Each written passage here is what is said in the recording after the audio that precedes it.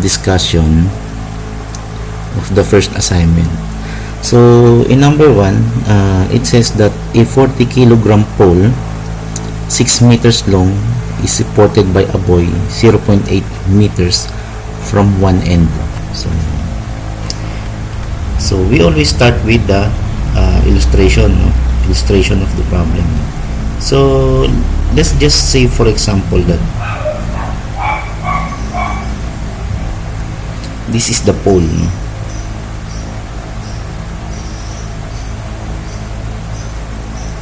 so, and then this is now supported by a buoy which is 0.8 meters,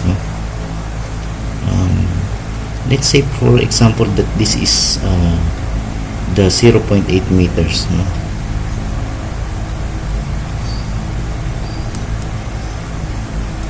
0.8 meters, and that this pole is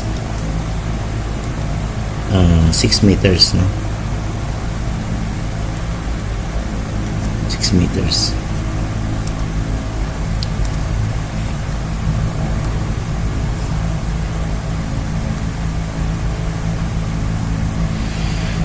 Okay, and then so if this is supported by the buoy at this point 0.8 meters from one end, we can now say that this is a reaction force from the buoy.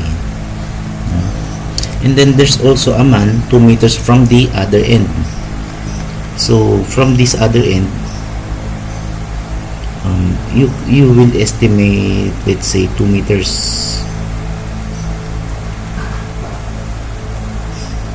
So from here, meron kang 2 meters. And then this 2 meters, ito yung second reaction mo, because of the support from the man. So at what point should a load of 80 kilogram be placed? 80 kilogram be placed so that the man will support twice as much as the buoy. So if the man will support twice as much as the buoy, this will be 2R. So R for the buoy and 2R for the man. Then there is an 80 kilogram. The question is, at what point should a load of 80 kilogram be placed? So let's say there, let's just estimate the 80 kilogram load. So this is downward since this is a load, no? This is your 80 kilogram. So the question is, at what point? At what point? So we are looking for the distance, no? Distance of 80 kilogram load. Okay, so now we will check if all the givens all the given are in the illustration. So a 40 kilogram pole, okay, so there's still one thing missing, because it says that it is a 40 kilogram pole, and since it is 40 kilogram, the weight of the pole, it is usually downward at the center of your gravity, which is the 40 kilogram, and this is in the middle.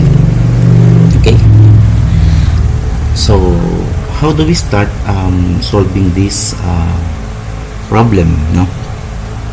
So since all these forces are is of the vertical, no, we can start with the summation of forces along the vertical, no, which should be equal to 0. Okay, so if this is our assumption, no, we now say that your reaction force, which is R plus 2R,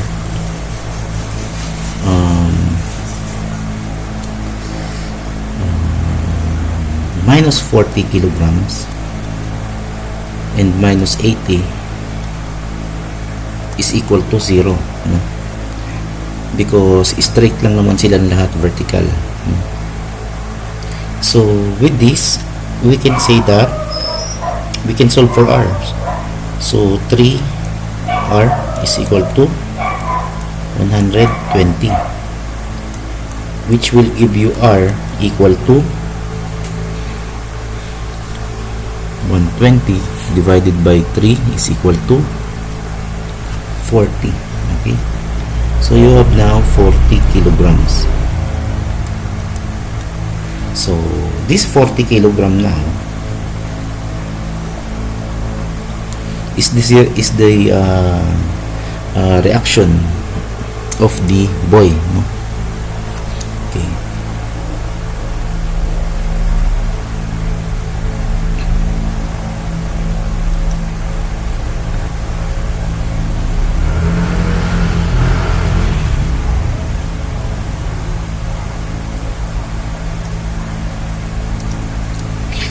Now,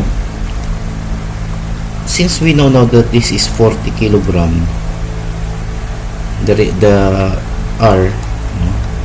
R is equal to 40 kilogram. Now, what's next, no? So, to be able to find the distance, of course, so we have to use the summation of moment, no? And using the summation of moment, let's say that we will gonna use these points, no? Mamimili tayo dyan kung aling kung saan pinakamabilis na mag-compute ng moment, no? sa different points na yan. So ang pinakamabilis, I think, because of this illustration, is we can get this point, no, from R, no? The point from R, or you can also represent this as A, B, C, and D, depending on the points of the reaction and the load, no?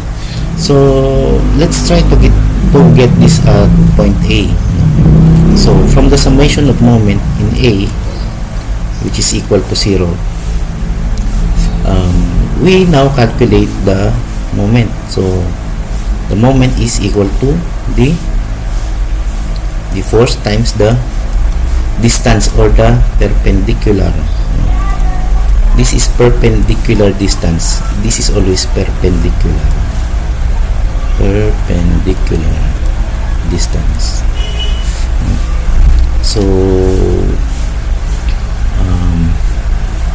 So first, let's start with the downward force, no? So we now have let's say this 80 kilogram, which is our main interest, in which we should know the distance, no? So let's say the force, no, which is 80,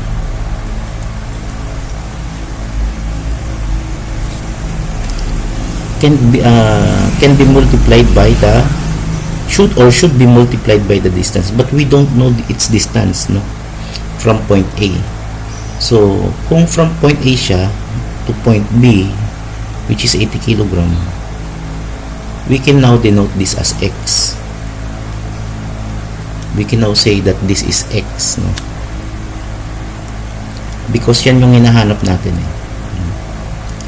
Then plus, of course, meron tayong 40 kilograms, no? Meron tayong 40 kilograms. And what will be its distance, no? So since nasa gitna siya, pag hinati natin to, alam natin na 3 meters, tag 3 meters sila. But we are looking for its distance from point A. So since this is 3 meters, minus 0.8, so the distance will be only 2.2. and this is now equal to your um, um, upward reaction. So since this is the moment at A, hindi na natin kukunin si R, no?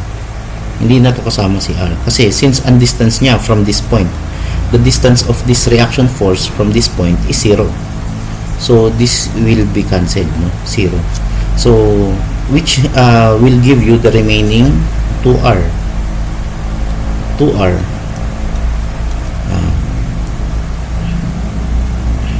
2R multiplied by its distance which is now, so paano natin siya kukunin yung distance niya? So alam natin na, so we know that this is 2 meters from one end and hanggang dito kay C which is the middle, the midpoint, no? So this is 1 meter. We know now that this is 1 meter, no?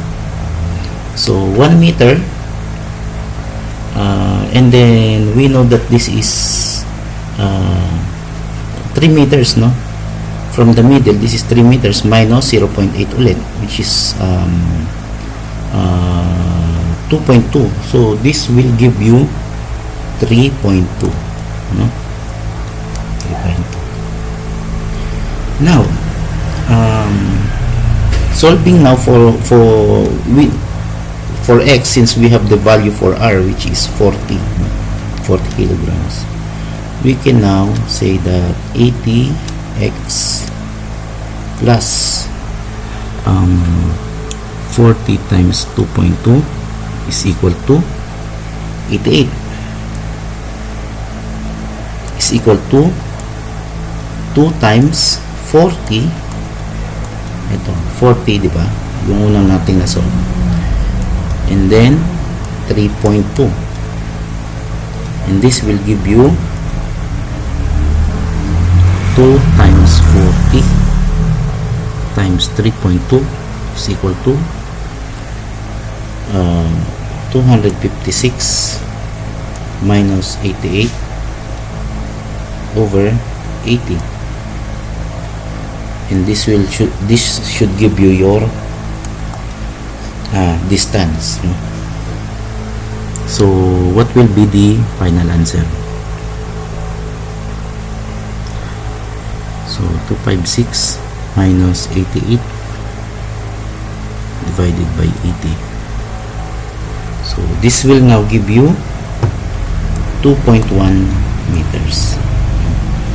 So your final answer will be written as the 80 kilogram load now is at 2.1 meters from the buoy. You should specify, no, that this is from the buoy, from the point where the buoy has its reaction force, because dito natin siya mineasure. Okay, so here for number 2, so we have now a 10-pound box. Ito medyo tricky lang pero kaya naman, no? So let's start with the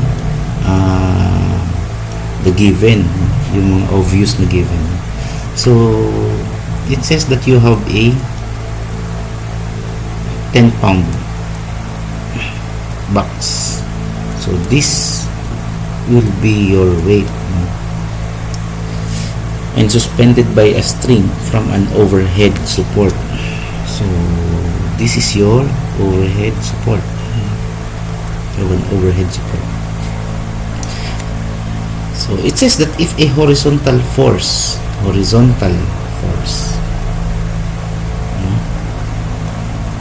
so you have a horizontal force of 5.8 pounds is applied to the box, what angle will the string make with the vertical? So meaning when a force is applied, this will be pushed and this tension force here will have an angle, no? Because this is will move from rest, then this will move here like this. So this is now your T tension, no? Tension, in which this one will be your T sub y. And what about your T sub x? So your T sub x, of course, is the opposite force of this applied force, which is 5.8 pounds. You will have this now, and this will become your T sub x, and this is now your theta, the angle theta, which is the main interest, or the one that should be solved. So how are we going to do this, or how do we start? So, well, we start with the given, no? And the summation of forces along the vertical and the horizontal. So along the vertical, summation of forces along the vertical is equal to 0. We now have this weight, no? The downward force minus the upward, which is your T sub y, no?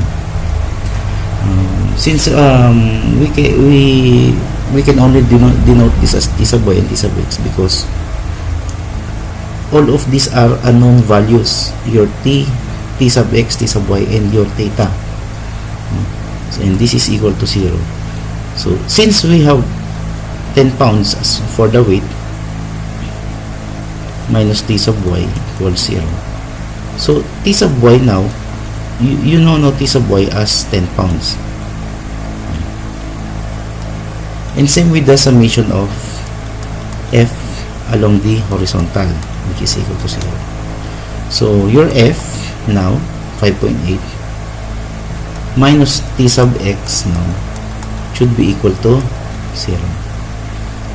And since T sub x now should be equal to your 5.8 pounds.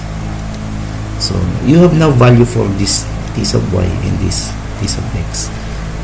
Now we should find theta. So what's the relation? So since you have T sub y and T sub x, you can use tangent theta, no? Tangent theta, and your tangent theta is equal to, this is the this is tricky pagdating dito. So even though this is your T sub y and T sub x, you should always remember that tangent theta is the opposite over adjacent.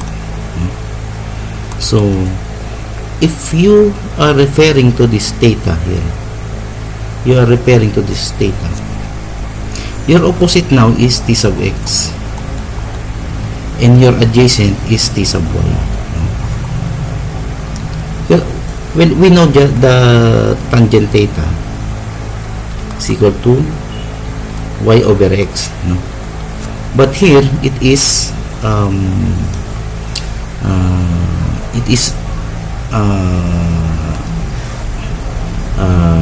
reversed, no? Because it turned out that to find this angle theta, your adjacent now becomes your T sub y, and your opposite is T sub x, no? So ayun siya, class. So here T sub x is 5.8 pounds all over 10. Okay,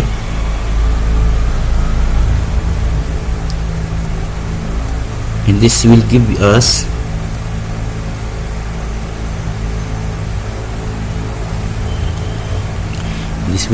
what? So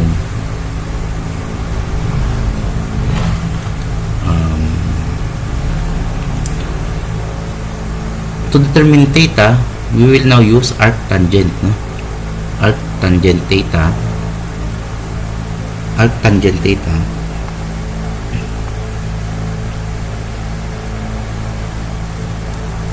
So your theta is equal to your arctangent theta, which is 5.8 over 10. Okay, and this is equal to arctangent 5.8 over 10 will be equal to 30.11 degrees. This is your final answer. Okay, class.